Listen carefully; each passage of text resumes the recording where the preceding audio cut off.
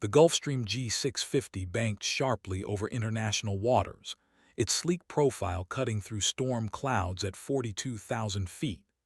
Inside the luxurious cabin, Kendra Washington adjusted her Hermes watch and reviewed quarterly profit margins on her tablet. $3 billion in net worth, built from a small tech startup in her garage to a global empire spanning artificial intelligence and defense contracts. The financial world knew her as the woman who'd revolutionized military communications technology.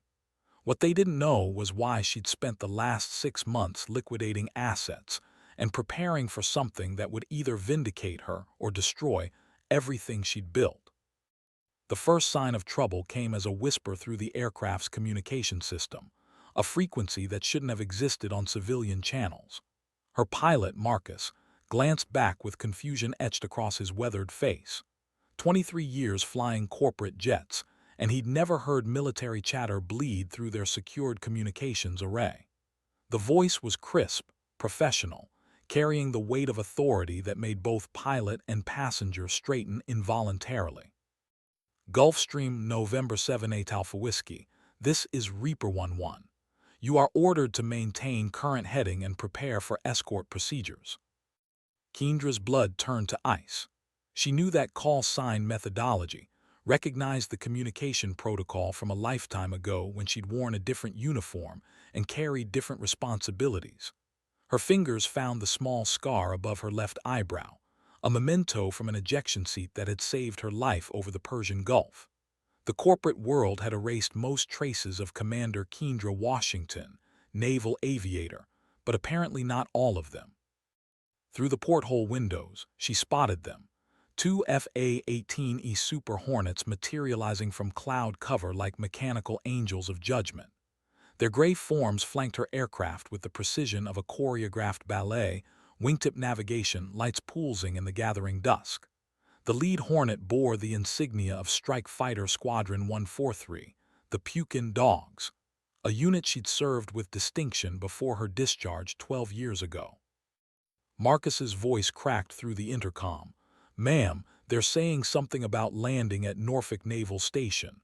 They're not asking, they're telling." The Billionaire facade began to crumble as memories flooded back. Her call sign, whispered in ready rooms and shouted across flight decks, carried weight that went beyond rank or regulation. It represented a legend that the Navy had tried to bury, a pilot whose skills had become the stuff of whispered stories among aviators who'd never even seen her fly. Now, suspended between sky and sea with fighter jets as her escort, Kendra Washington realized that some legends refuse to stay buried, especially when national security hangs in the balance, and the military needs someone who can do the impossible.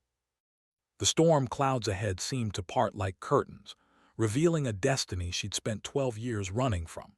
Her hands trembled slightly as she reached for the secure satellite phone hidden in her briefcase, the one connected to networks that didn't officially exist.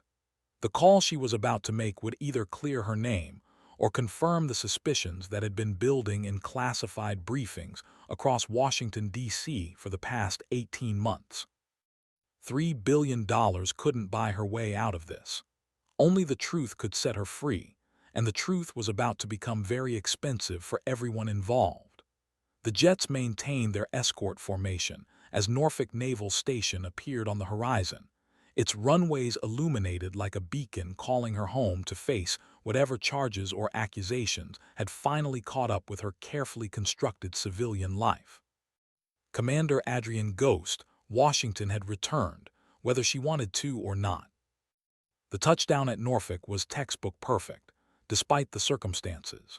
Kendra felt the familiar sensation of controlled descent, the gentle bump of wheels meeting tarmac that reminded her of countless carrier landings when precision meant the difference between life and death. As the Gulfstream taxied toward a secluded hangar, she observed through the window a reception committee that made her stomach tighten with recognition and dread. 6 black SUVs arranged in tactical formation.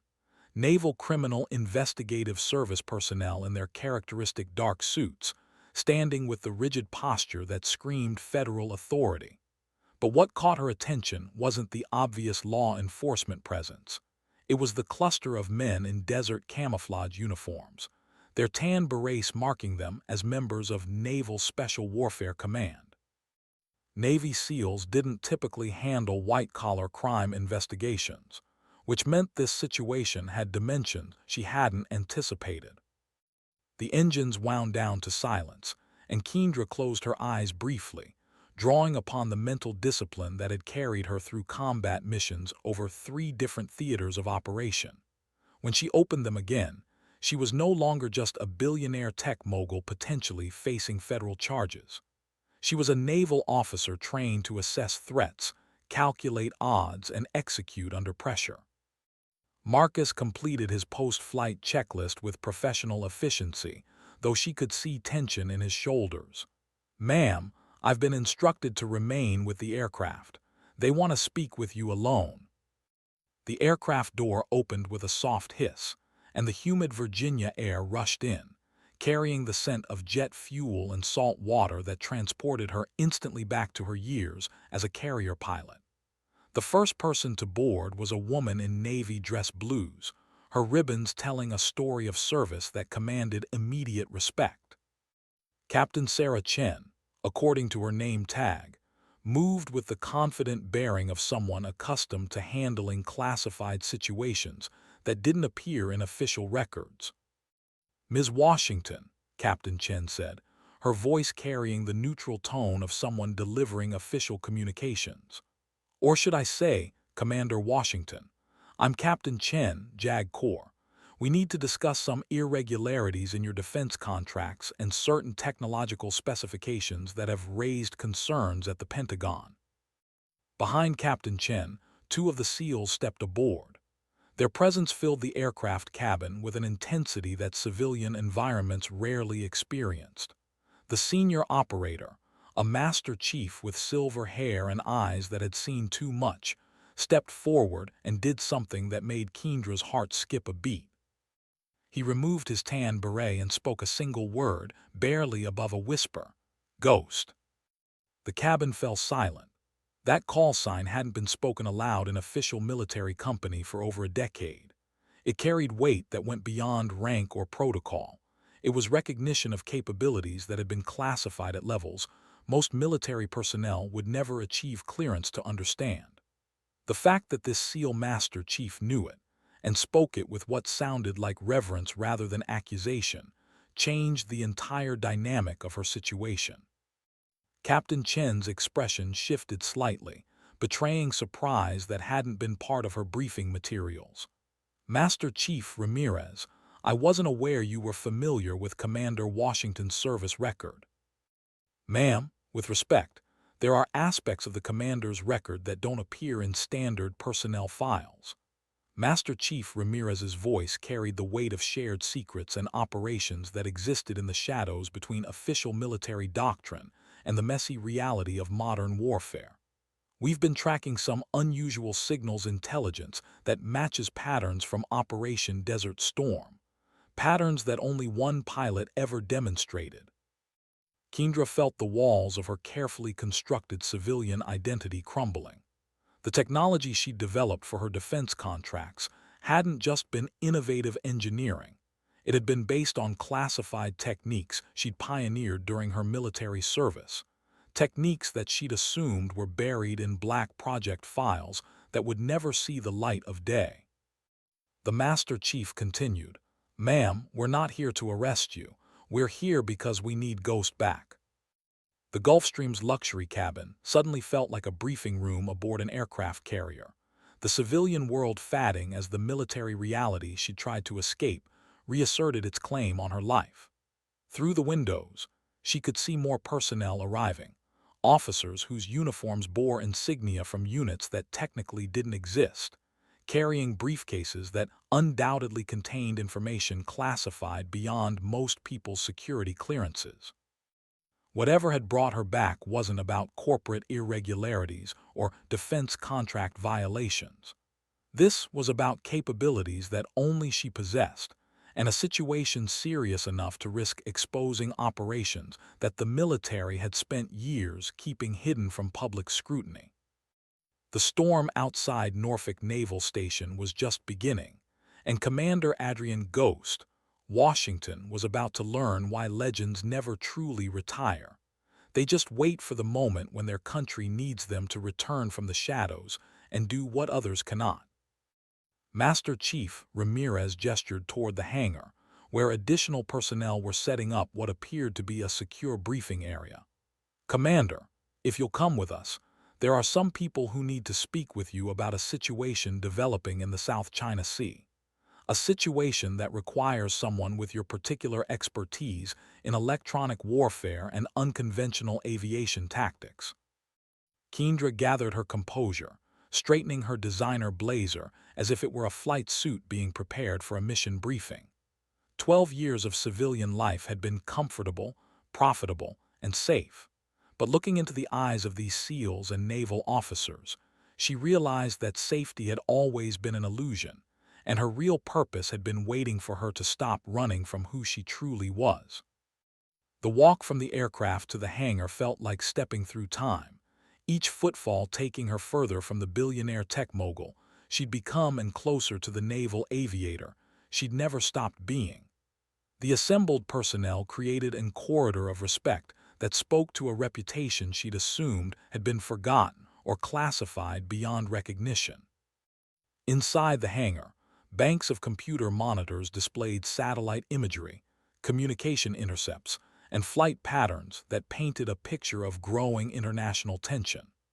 The briefing materials spread across multiple tables represented the kind of intelligence gathering that preceded major military operations, not routine investigations of corporate misconduct. Captain Chen took position beside a large display screen showing a map of the Pacific Theater, red markers indicating positions of Chinese naval forces in disputed waters. "Commander Washington, 3 weeks ago, our signals intelligence assets detected communication patterns that matched classified techniques developed during your service with VFA 143. Someone is using your electronic warfare innovations against our forces, and they're doing it with a level of sophistication that suggests inside knowledge."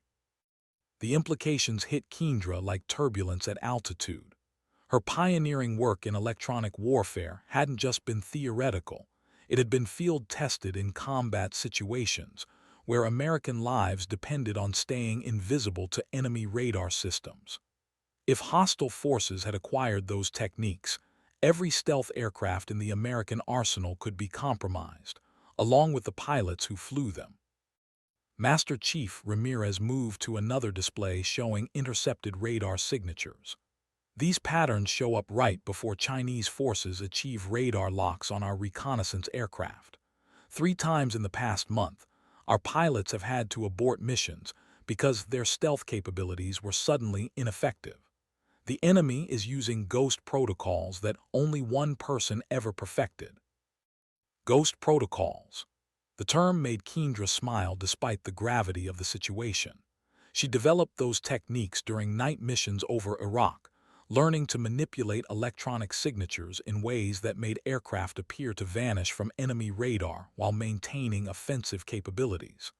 The irony of her call sign had never been lost on her. She'd learned to make million-dollar fighter jets disappear like spirits in the night. A new voice entered the conversation, carrying the authority of someone accustomed to making decisions that affected national security policy. Vice Admiral Rebecca Torres stepped into the briefing area, her presence commanding immediate attention from everyone present. The ribbons on her dress uniform told the story of a career spent in the most challenging aspects of naval aviation and special operations. "Commander Washington," Admiral Torres said, "I'll be direct. Someone has compromised techniques that were classified at levels requiring presidential authorization to access. The leak could only have come from a very small circle of personnel who were involved in the original development and testing of those systems. We need to know if your civilian defense contracts provided any pathway for hostile intelligence services to acquire classified information."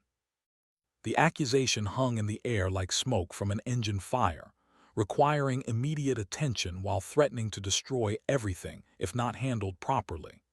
Kendra felt the familiar sensation of being under attack, the same mental state that had kept her alive during combat missions when split-second decisions meant survival or death. Admiral, with respect, if someone is using ghost protocols against American forces, they didn't learn them from my corporate contracts. Those techniques were never documented in any form that could be reverse-engineered from civilian technology. Kendra's voice carried the confidence of someone who knew exactly what she was talking about, backed by years of experience in the most classified aspects of military aviation. Master Chief Ramirez nodded slowly. That's what we figured, ma'am. Which means we have a bigger problem. Someone with direct access to Black Project files is feeding information to hostile forces, and they're using your innovations to kill American pilots. The hangar fell silent as the implications settled over the assembled personnel. This wasn't about corporate espionage or routine security breaches. Someone within the military's most trusted circles was committing treason at a level that threatened fundamental American strategic advantages, and they were using Kendra's pioneering work as their weapon of choice. Admiral Torres moved to a classified document marked with security classifications that made most top-secret materials look like newspaper articles. Commander, we're reactivating your security clearances and requesting your return to active duty status. The situation in the Pacific is deteriorating rapidly, and we need someone who understands ghost protocols well enough to counter them. Kendra looked around the hangar at the faces of military personnel who represented the finest traditions of American service, and realized that her 12 years of civilian success had been preparation for this moment. The technology empire she'd built wasn't separate from her military service. It was the evolution of capabilities that her country now needed more than ever. The storms gathering over the Pacific theater were more than meteorological. They were the convergence of past and present, innovation and betrayal, service and sacrifice that would define the future of American military aviation. Commander Adrian Ghost, Washington, was about to discover that some shadows never disappear. They just wait for the right moment to become weapons in the hands of those who understand their true power. The classified briefing materials painted a picture that made Kendra's blood run cold with professional recognition and personal anger. Satellite imagery showed Chinese naval forces maneuvering in patterns that demonstrated intimate knowledge of American reconnaissance flight paths, positioning their air defense systems to maximize effectiveness against aircraft they shouldn't have been able to detect. These aren't random intercepts, she observed, studying the tactical displays with the trained eye of someone who'd spent years developing countermeasures against exactly these types of threats.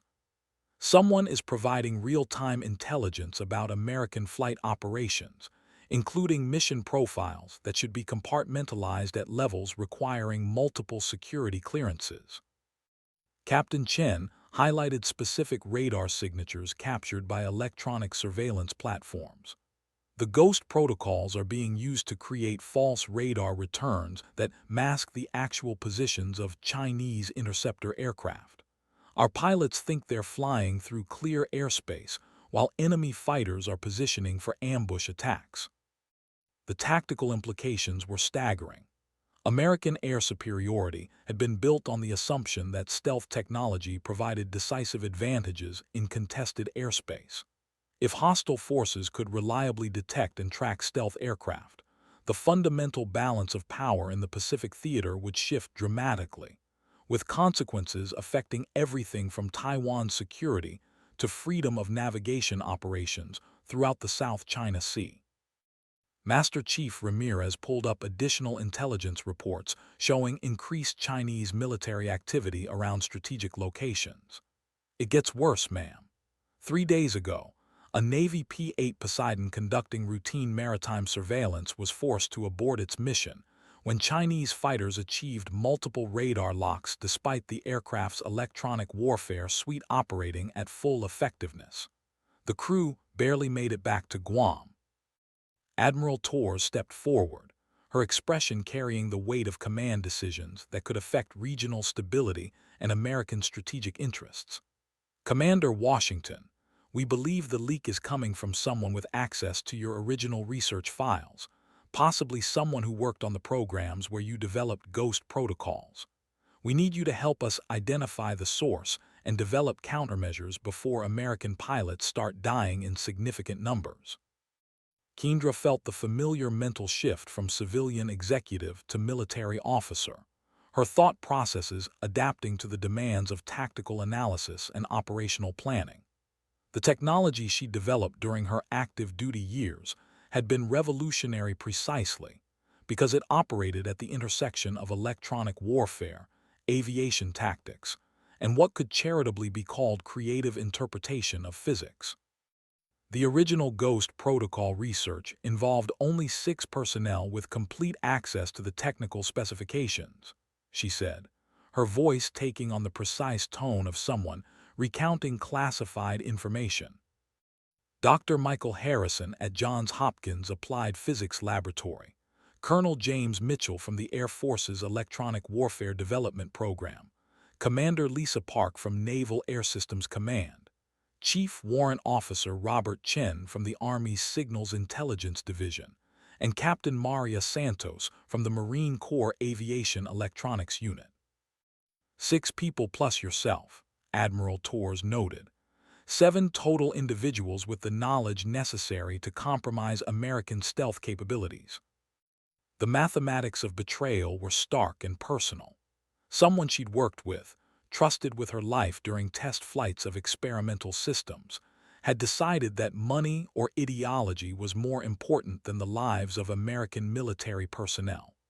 The realization hit her with the force of negative G's during a hard maneuver, disorienting and nauseating. Master Chief Ramirez consulted a tablet displaying personnel records marked with security classifications that indicated ongoing counterintelligence investigations. We've been conducting discreet surveillance on all individuals with access to Ghost protocol specifications. 5 of the 7 are clean. Their financial records, communications, and activities show no indicators of hostile intelligence contact.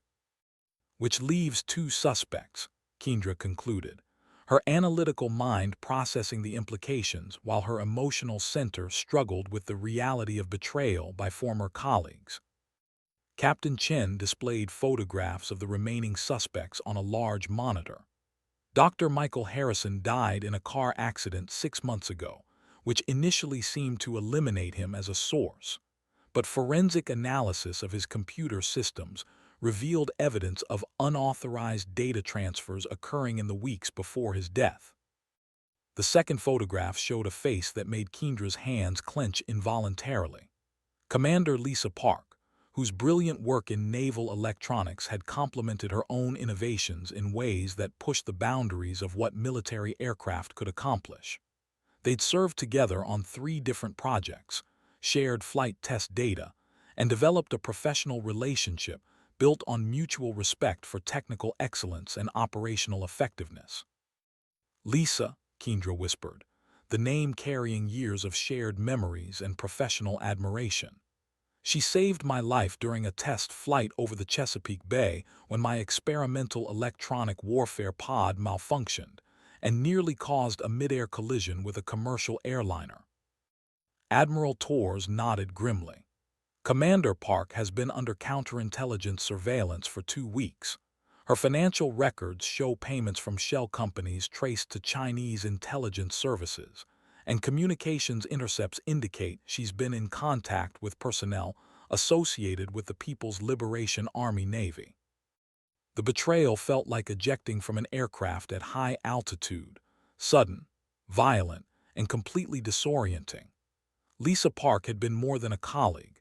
She'd been a mentor who'd helped Kendra navigate the male-dominated world of military aviation electronics, someone whose technical expertise and operational judgment had shaped the development of systems that kept American pilots alive in hostile airspace. Master Chief Ramirez closed the intelligence files and looked directly at Kendra with the straightforward manner of someone delivering mission-critical information. "Ma'am, we need you to help us apprehend Commander Park and assess the full extent of the intelligence compromise. But more importantly, we need you to develop countermeasures that can protect American aircraft from the ghost protocols that are now being used against us." The hangar suddenly felt like the ready room aboard an aircraft carrier, filled with the tension that preceded combat missions, where failure meant more than personal consequences. American pilots were flying into hostile airspace with compromised stealth capabilities, trusting in technology that had been turned against them by someone who understood its weaknesses better than almost anyone alive. Admiral Torres handed Kendra a set of orders marked with classification levels that indicated presidential authorization for the operation. "Commander, you're being recalled to active duty with a direct commission to the rank of captain, effective immediately. Your mission is to lead a joint task force responsible for neutralizing the Ghost Protocol threat and ensuring the security of American stealth aviation assets." Captain Adrian Ghost, Washington, accepted the orders, feeling the weight of responsibility settle around her shoulders like a familiar flight harness. 12 years of civilian success hadn't erased her ability to rise to meet challenges that threatened American security interests and the lives of military personnel who depended on superior technology to complete their missions. The storm clouds gathering over the Pacific Theater were about to encounter a ghost with the knowledge, experience, and determination to turn the tables on those who'd betrayed their oath and endangered American lives. The hunt for Commander Lisa Park would require every skill Kendra had developed as both a naval aviator and a technology innovator, because the enemy had her own innovations and wasn't afraid to use them against her former friends and colleagues. The secure communications center adjacent to the hangar buzzed with activity as intelligence analysts processed real-time data from surveillance operations across multiple time zones. Large displays showed the current positions of American and Chinese naval forces, with red indicators marking areas where Ghost Protocol techniques had been detected in recent electronic warfare encounters. Captain Washington studied the tactical situation with the focused intensity that had made her reputation as a test pilot and electronic warfare specialist. The pattern of Chinese intercepts wasn't random. It showed sophisticated understanding of American operational procedures, flight patterns, and even the specific electronic signatures of individual aircraft. Someone had provided detailed technical intelligence that went far beyond theoretical knowledge of ghost protocols. "The Chinese aren't just using our techniques," she observed, highlighting specific radar intercepts on the main display. "They're improving on them. These electronic signatures show modifications to the original Ghost protocols that suggest ongoing development work, possibly with access to real-time American flight test data." Commander Park's betrayal had been more extensive than simple information transfer. She'd apparently been providing continuous intelligence updates that allowed hostile forces to refine their countermeasures against American stealth technology, creating an operational disadvantage that threatened to negate decades of technological superiority. Admiral Torres joined Kendra at the intelligence displays, her expression reflecting the gravity of strategic implications that extended far beyond military considerations. "Captain, the President has been briefed on the situation. Chinese naval expansion in the South China Sea has accelerated dramatically in recent months, coinciding exactly with their improved ability to detect and track American reconnaissance assets.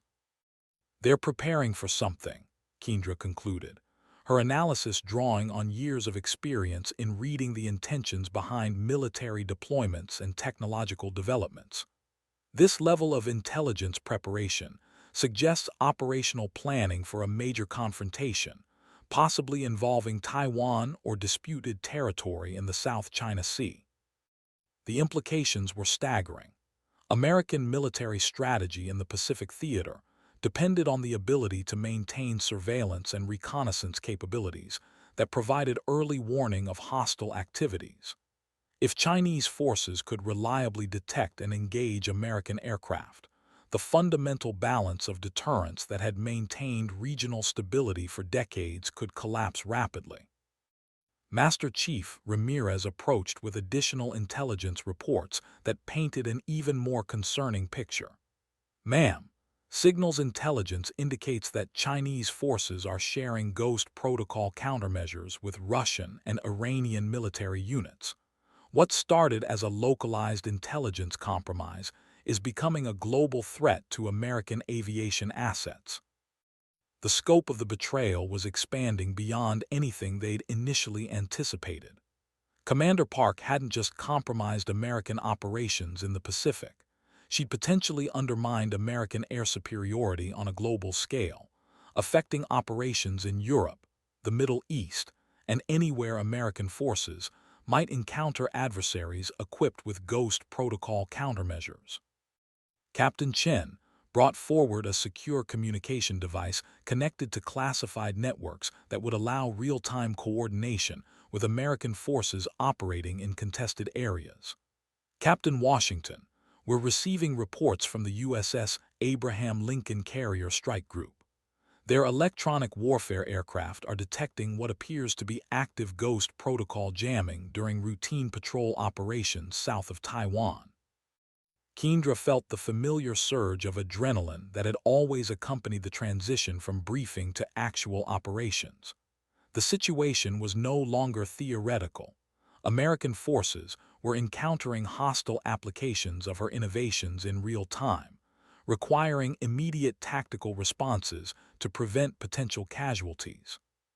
"Patch me through to the Lincoln's electronic warfare squadron," she ordered, her voice carrying the authority of someone accustomed to making split-second decisions that affected the lives of military personnel in combat situations.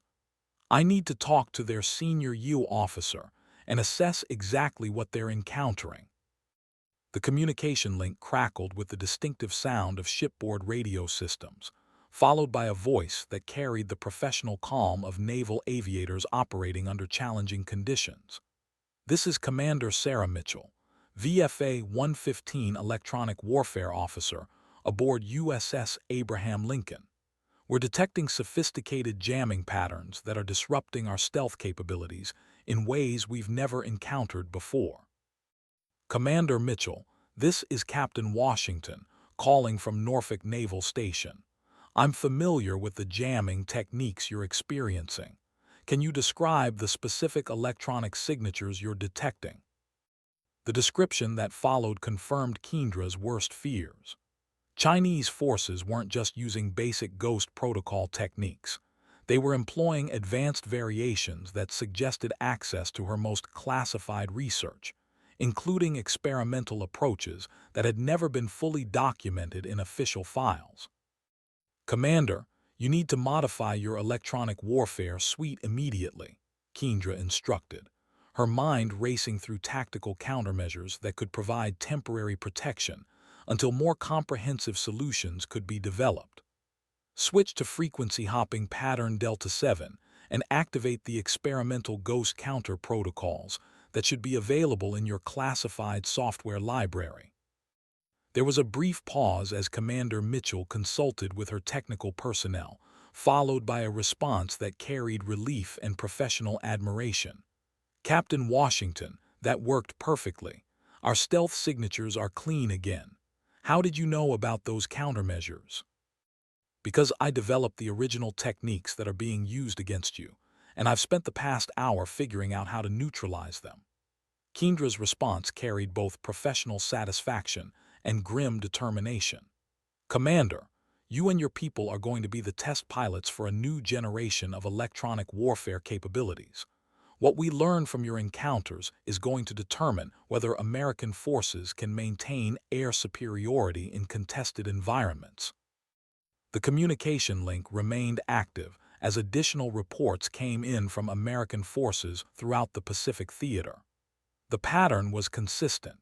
Chinese forces were using Ghost Protocol variations to achieve tactical advantages that threatened to shift the balance of power in one of the world's most strategically important regions. Admiral Torres moved to oversee the expanding coordination effort, her command authority extending across multiple military branches and international allies who were beginning to recognize the global implications of the intelligence compromise. Captain Washington, the Joint Chiefs are convening an emergency session to address this situation. They want your assessment of how quickly we can develop effective countermeasures. Kendra looked around the communications center, at the displays showing American forces adapting in real time to threats created by her own innovations, and realized that the next few hours would determine whether her legacy would be as someone who strengthened American security or someone whose work had been turned into a weapon against her own country. The storm over the Pacific was intensifying, and Captain Adrian Ghost, Washington, was about to lead American forces into electronic warfare battles that would redefine the nature of modern combat aviation. The secure video conference connecting Norfolk Naval Station to the Pentagon, Pacific Fleet Headquarters, and Allied command centers created a virtual war room spanning multiple continents. On the main display, Admiral Torres faced a collection of military leaders whose combined experience represented decades of strategic planning and operational command in the world's most challenging environments. "Gentlemen, ladies," Admiral Torres began, her voice carrying the weight of someone delivering intelligence that would reshape military planning across the Pacific theater. "We have confirmed that classified American electronic warfare capabilities have been compromised at the highest levels, creating immediate threats to our operational superiority in contested airspace." The faces on the video screens reflected varying degrees of concern and professional calculation. General Patricia Hayes, chairman of the Joint Chiefs, leaned forward with the intense focus that had made her reputation during counterinsurgency operations in Afghanistan and Iraq. "Admiral, what's our assessment of the timeline for developing effective countermeasures?" Captain Washington stepped into view of the camera system, her presence immediately recognized by several of the senior officers whose careers had intersected with her legendary service record. The mention of her call sign in classified briefings had been enough to secure their attention, but her direct involvement in addressing the crisis elevated the situation to unprecedented levels of urgency. General Hayes, based on initial testing with fleet assets in the Western Pacific, we can implement temporary countermeasures within 72 hours, Kendra reported, her analysis drawing on real-time feedback from electronic warfare officers aboard American vessels and aircraft. However, developing comprehensive solutions that restore our full stealth advantages will require extensive testing and modification of existing systems. Admiral Chen Weiming, commanding the 7th Fleet from his headquarters in Japan, highlighted tactical displays showing Chinese naval movements that had accelerated dramatically in recent days. "Captain Washington, Chinese forces appear to be positioning for major exercises or potential conflict scenarios. If they believe they've negated our technological advantages, they may be preparing to test American resolve in disputed waters." The implications were clear to everyone in the virtual conference room. Military technology had always been a deterrent factor in international relations, with superior capabilities often preventing conflicts by making aggressive actions strategically unwise. If Chinese leadership believed they could effectively counter American air power, the delicate balance that had maintained peace in the Pacific could collapse rapidly. General Hayes activated classified intelligence displays that painted a comprehensive picture of global military positioning and diplomatic communications intercepted by American intelligence assets. The intelligence community is reporting increased military communications traffic between Beijing, Moscow, and Tehran. Our adversaries appear to be coordinating their responses to what they perceive as a strategic opportunity. Captain Washington studied the intelligence patterns with the analytical skills that had made her innovations so effective during her original military service. The coordination between hostile powers suggested that the Ghost Protocol compromise was being treated as more than a tactical advantage. It was seen as a potential game changer that could alter the fundamental balance of global military power. General, if our adversaries are coordinating their responses, we need to treat this as a comprehensive threat requiring coordinated American action across multiple theaters, she observed, her strategic thinking shaped by years of understanding how technological advantages could be leveraged for operational success. The countermeasures we develop for the Pacific Theater need to be applicable to European and Middle Eastern operations as well. Admiral Tours activated additional displays showing American forces worldwide, their positions and capabilities creating a global network of military assets that represented the foundation of American strategic influence. Captain Washington, the President has authorized Operation Ghost Hunter, a classified program with unlimited resources and presidential priority.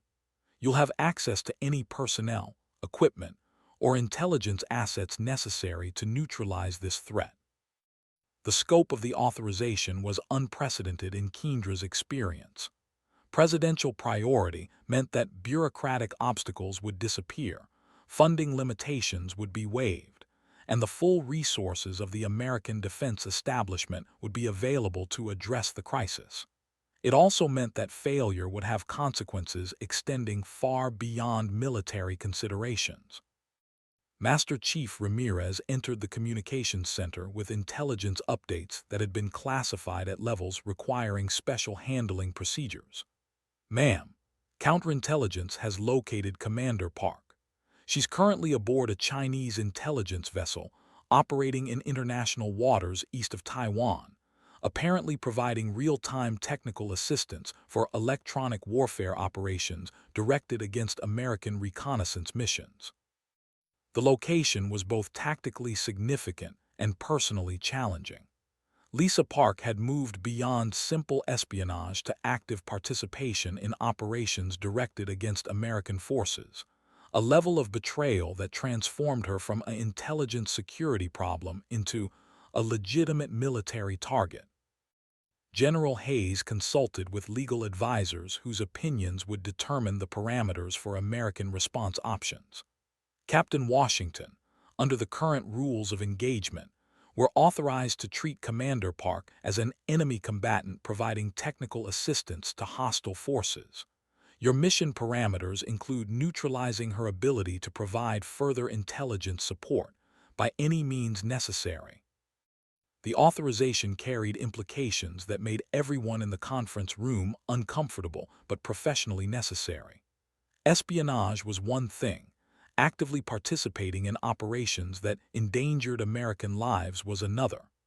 Lisa Park had crossed lines that transformed former colleagues into legitimate enemies, requiring responses that prioritized American lives over personal relationships.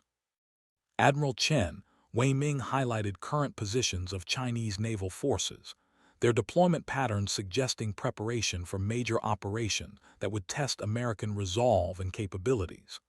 Captain Washington, Chinese forces are massing in areas where they've successfully used Ghost Protocol techniques against our reconnaissance assets. They appear to be preparing for something that will require them to maintain air superiority over disputed waters. The tactical picture was becoming clear. Chinese leadership was preparing to take actions that would normally trigger American military responses, but they believed their newly acquired electronic warfare capabilities would prevent American forces from effectively intervening. The Ghost Protocol compromise wasn't just about technology. It was about the strategic calculations that determined when nations chose war or peace.